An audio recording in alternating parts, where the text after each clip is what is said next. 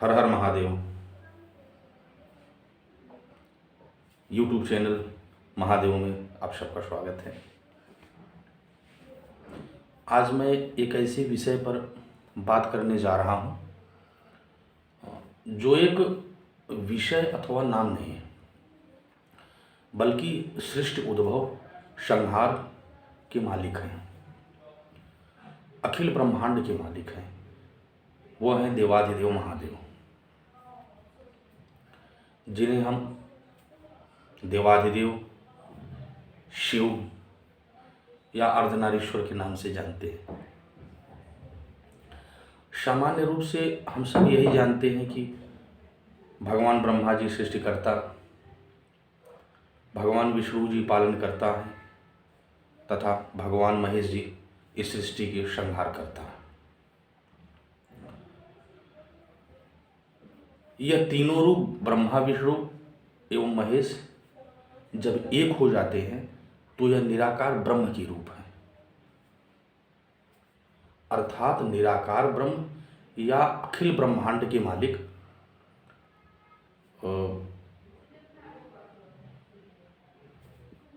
सृष्टि को संचालित करने के लिए अपनी शक्तियों को तीन साकार रूप में विभाजित कर दिए,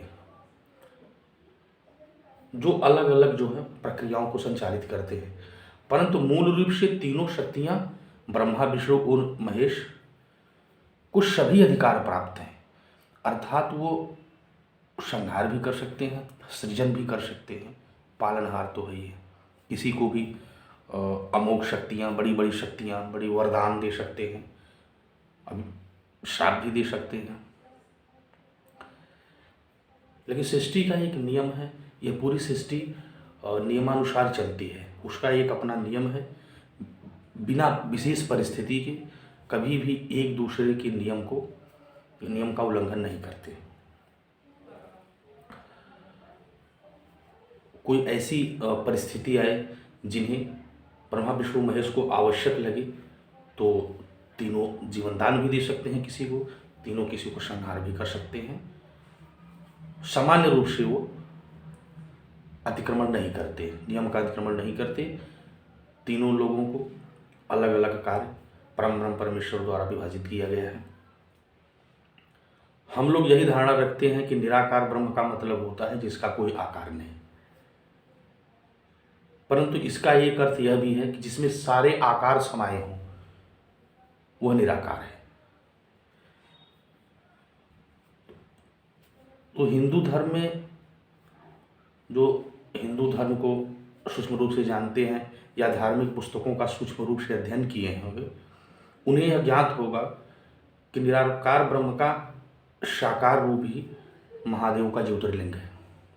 यानी निराकार ब्रह्म को अगर साकार रूप में हम जानना चाहें, देखना चाहें, जो महादेव जी का ज्योतिर्लिंग है, जितने भी ज्योतिर्लिंग महादेव के हैं, ये निराकार के साकार रूप है, निराकार ब्रह्म के। यही शिव हैं, यही महादेव हैं, जिनके बिना हमारा जो स्थूल शरीर है यह शव हो जाता है। प्रायः हम यह सुने होंगे तमाम चर्चाओं में, आध्यात्मिक गुरुओं की चर्चाओं में, कि शिव के बिना ये शरीर शव हो जाता है। तो इसका तात्पर्य यही है, जहाँ महादेव हैं वहाँ आदि शक्ति संयुक्त रूप से विद्यमान रहती है। यानी सृष्टि को संचालित करने के लिए शिव और शक्ति संयुक्त रूप से आवश्यक है। शिवलिंग को लेकर प्रायः लोग भ्रमित रहते हैं कि शिवलिंग का तात्पर्य किसी और चीज से, शिव जी के गुप्त अंग से तात्पर्य लगाते हैं, परंतु ऐसा नहीं है। जिनको इसका सूक्ष्म ज्ञान नहीं है वो ऐसा इसका अर्थ लगाते हैं। संस्कृत में लिंग का अर्थ है चिन्ह या प्रतीक। तो शिवलिंग का तात्पर्य है अखिल ब्रह्मांड का प्रतीक, यानी शिव अर्थात परम जो पुरुष हैं उनका प्रतीक। तो शिव एवं शंकर दोनों को प्रायः लोग एक ही समझते हैं। शिव अर्थात परम ब्रह्म,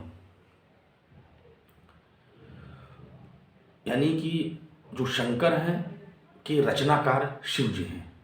यानी शिव जी अपनी सृष्टि को चलाने के लिए ब्रह्मा विष्णु महेश जो तीनों को विभाजित किए हैं, इसमें शंकर के रचनाकार हैं शिव जी। तो इसका ये गूढ़ रहस्य है।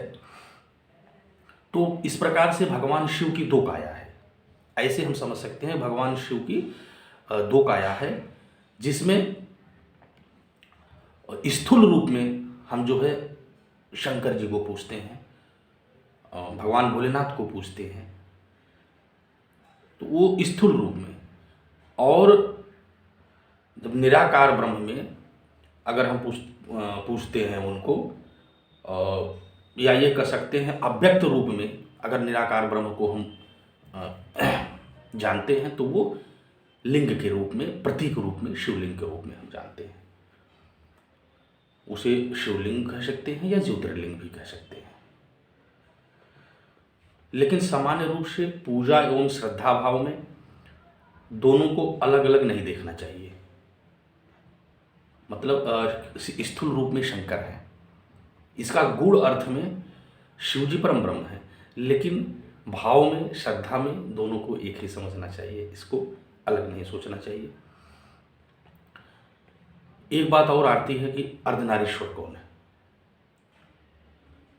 तो शिव पुरुष रूप में और शक्ति प्रकृति रूप में, दोनों जब संयुक्त रूप से अर्धनारीश्वर है, यानी कि पुरुष रूप में शिव जी और शक्ति जो है, प्रकृति रूप जो है शक्ति, जब एक होती है तो उसे अर्धनारीश्वर कहा जाता है। कलयुग में पुरुष और प्रकृति का संयुक्त आधार ही सृष्टि सृजन का मूल आधार है। तो इसके प्रतीक रूप में अर्धनारीश्वर कहा जाता है, यानी शिव ही शक्ति हैं और शक्ति शिव हैं। इसका तात्पर्य है कि दोनों संयुक्त रूप से इस सृष्टि को चलाते हैं। सृष्टि का मूल आधार दोनों है, पुरुष और प्रकृति है। आज की चर्चा में बस इतना ही।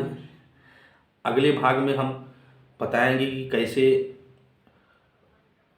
योगी शरीर और शक्ति को सहस्रार्थ से मिलाकर, यानी शक्ति को मूलाधार से सहस्रार्थ तक ले जा करके और मिला करके, और आगे की अपना मार्ग जो है, ईश्वर को प्राप्त करने का जो मार्ग है, वो प्रशस्त करते हैं। तब तक के लिए महादेव सबका कल्याण करें। हर हर महादेव।